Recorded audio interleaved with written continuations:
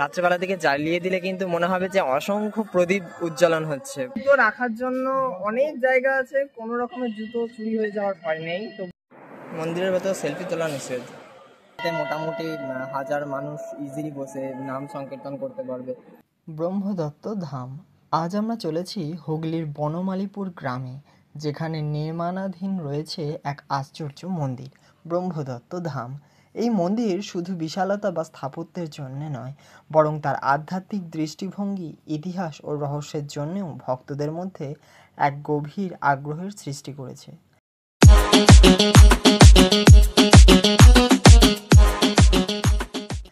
এই ব্রহ্মদত্ত ধামের পেছনে রয়েছে সদ্গুরু শ্রী নারায়ণ মহারাজ, যিনি মহারাষ্ট্র থেকে এসেছিলেন ভারতের 4 কোণে 4টি দত্ত ধাম গড়ে তুলতে। পশ্চিম ভারতের পরে পূর্ব ভারতের প্রতিনিধিত্ব করেছে এই ব্রহ্মদত্ত ধাম, যার নির্মাণ শুরু হয়েছিল 2014 সালে। নির্মাণ এখনও চলমান। শুভ দুপুর, এখন প্রবেশ করছি ব্রহ্মদত্ত ধাম। হচ্ছে হুগলির বনমালীপুর চণ্ডীতলায় এই জায়গাটা। তবে ইতিমধ্যেই এই স্থান হয়ে উঠেছে আধ্যাত্মিক অনুরাগীদের তীর্থস্থান। এই মন্দিরে পূজিত হন ত্রিনাথ, ব্রহ্মা, বিষ্ণু এবং মহেশ্বরের সম্মিলিত একটি রূপ হচ্ছে। আর এই জায়গাটাতে যে লম্বা মতো জায়গাটা দেখছি, এটাতে কিন্তু বিভিন্ন রকমের লাইটিং দিয়ে করা আছে, যেটা আর কিছুক্ষণ পর হলেই জ্বালিয়ে দেবে। তো এই লাইটিংটা করেছে এত সুন্দর, যেটা রাত্রেবেলা দিকে জ্বালিয়ে দিলে কিন্তু মনে হবে যে অসংখ্য প্রদীপ উজ্জ্বলন হচ্ছে, প্রদীপ জ্বলছে। আর এটা বেশ অনেকটা লম্বা। এই একত্রিত রূপ মানব জীবনের সৃষ্টি, পালন ও প্রলয়ের প্রতীক। এটি শুধু একটি মন্দির নয়, বরং এক আধ্যাত্মিক কেন্দ্র। এখানে শরীর, মন ও আত্মা একসাথে পরিশুদ্ধ হয়। অনেকের মতে এই মন্দিরের অবস্থান নির্বাচিত হয়েছে বিশেষ জ্যোতিষবিদ্যা ও আধ্যাত্মিক শক্তির উপর ভিত্তি করে। এখানে বিশাল বড় জায়গা, মানে জুতো রাখার জন্য অনেক জায়গা আছে, কোনো রকমের জুতো চুরি হয়ে যাওয়ার ভয় নেই। তবুও সিসিটিভি ক্যামেরা আছে, এত বড় মন্দির তো। হ্যাঁ আছে।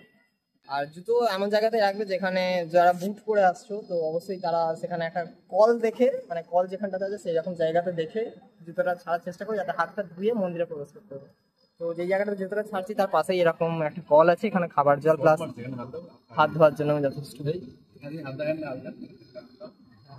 স্থানটি এমনভাবে পরিকল্পিত হয়েছে যাতে ভক্তরা এখানে এসে প্রাকৃতিক এবং আধ্যাত্মিক শান্তি লাভ করতে পারে।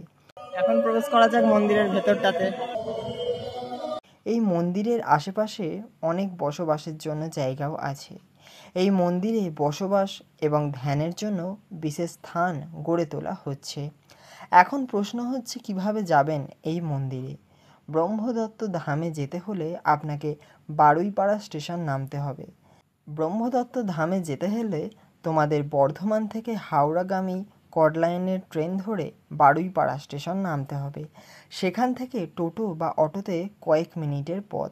যারা হাওড়া বা কলকাতা থেকে আসছেন তাদের জন্য এটি একটি সহজ এবং একদিনের ট্রিপের আদর্শ স্থান। আপনি যদি আধ্যাত্মিকতা, ইতিহাস ও সৌন্দর্যকে একসাথে অনুভব করতে চান, তাহলে ব্রহ্মদত্ত ধাম আপনার জন্য নিঃসন্দেহে এক বিশেষ স্থান। আসুন এই মন্দিরের নির্মাণ কাজ শেষ হবার আগেই তার অলৌকিক অনুভূতি একবার উপভোগ করে যাই।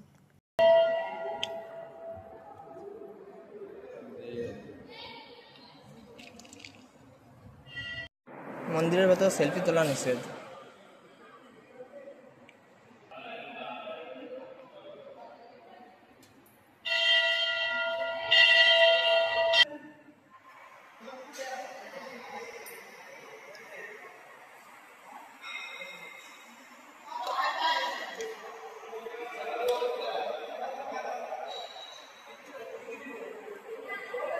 এই হল কিন্তু বিশাল বড় একটা জায়গা নিয়ে গঠিত, মানে বিশাল বড় জায়গা। কীর্তন সংকীর্তনের জন্য এই জায়গাটা করা, মানে অনেক বড়। এখানটাতে একটা ঘন্টা আছে, এইখানটাতে মোটামুটি 1000 মানুষ ইজিলি বসে নাম সংকীর্তন করতে পারবে।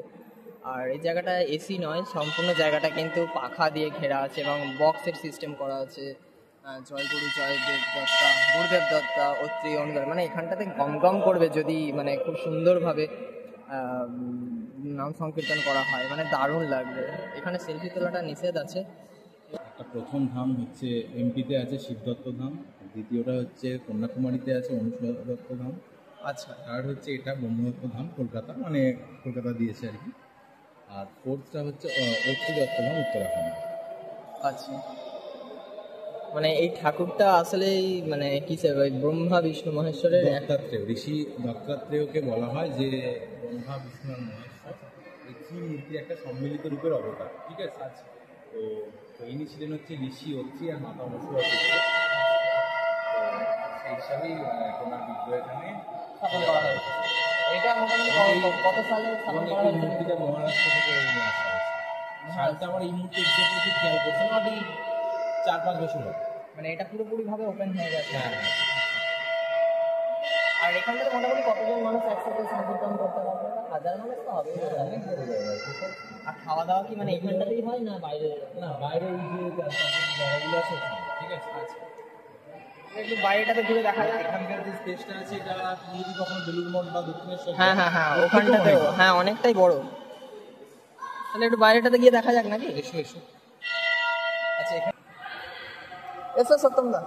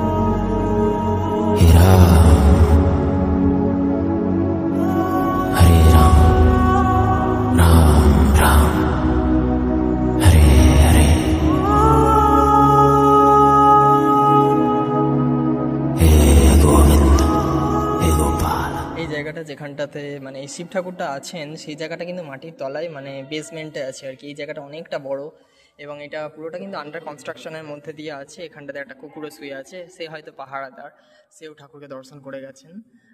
যদিও শিব ঠাকুরকেই বলা হয় যে পশুপতি, তো পশুপতির সামনেই উনি বসে আছেন কুকুরটা। এবার একটু বেরিয়ে যাওয়া যাক মানে বাইরেটাতে কি আছে সেটা দেখার জন্য। বেসমেন্টের কাছে যে শিব ঠাকুরটা আছে সেটা দেখলাম। এবার যাওয়া যাক বাইরেটাতে, মানে আর কিছুক্ষণ পরেই সন্ধ্যা হয়ে যাবে। তো সেই সন্ধ্যাটা হওয়ার আগে দেখা যাক দু একটা ছবি তুলে নিই। অনেকটা বড় স্পেস নিয়ে বেশ ভালো লাগছে।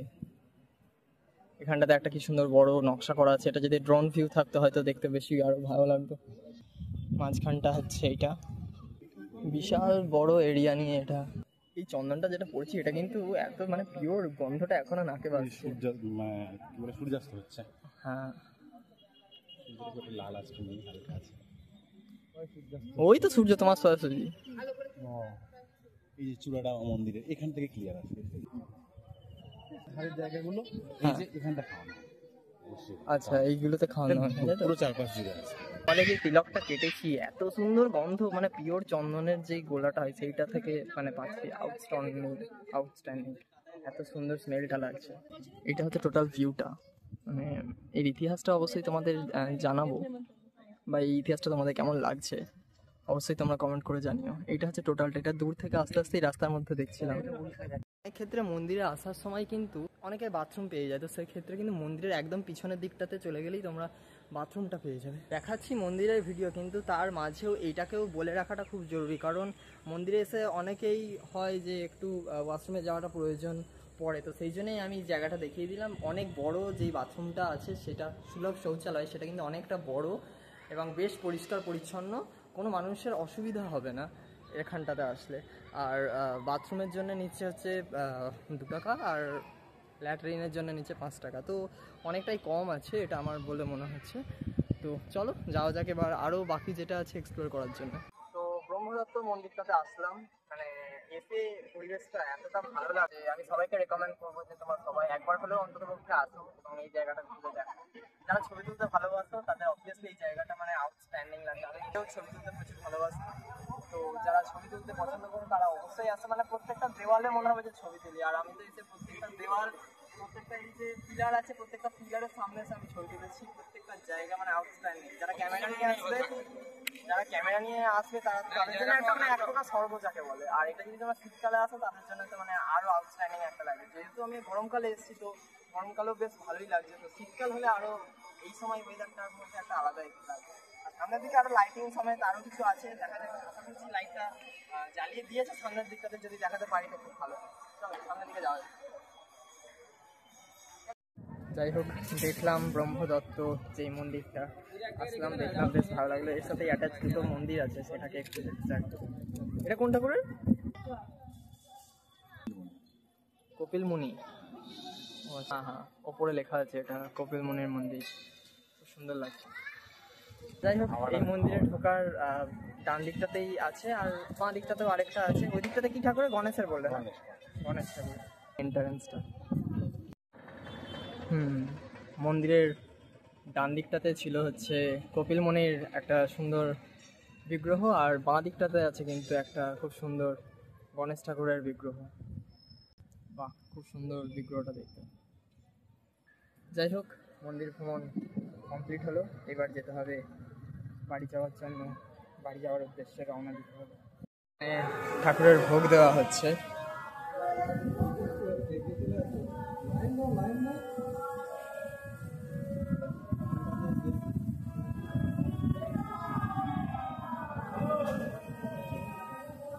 একদম অল্প দেখা যাবে না।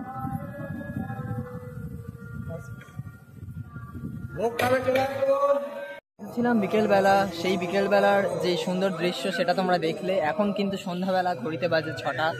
তো এই সময় কিন্তু অনেকটাই সন্ধে হয়ে গেছে, আর এইটা হচ্ছে সারা মন্দিরের দর্শনটা রাত্রিবেলা। এখন ভেতরে নাম সংকীর্তন হচ্ছে, দু সাইডে দুটো এই যে কি সুন্দর প্রদীপজ্বলন হচ্ছে। এই দিকটাতে একটা আছে, এই দিকটাতে একটা আছে।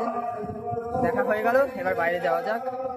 এখনো অনেক দর্শন করতে মানুষজন আসছে, দর্শনার্থীরা আসছে।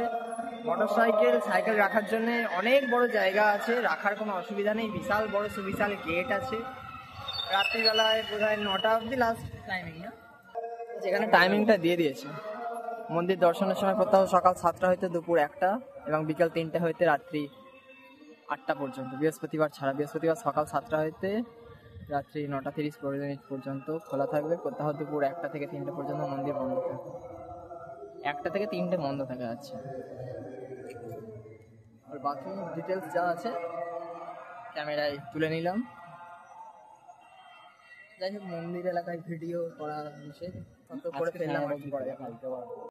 তো বন্ধুরা, এই ভিডিওটা যদি ভালো লেগে থাকে অবশ্যই ভিডিওটাকে লাইক, শেয়ার, কমেন্ট করে পাশে থেকো, যাতে এইরকম ভিডিও তোমাদের সাথে প্রতিনিয়ত ছেড়ে থাকতে পারি। ততক্ষণ তোমরা ভালো থাকো, সুস্থ থাকো। দেখা হচ্ছে পরের ভিডিওয়। আজকের জন্য নমস্কার।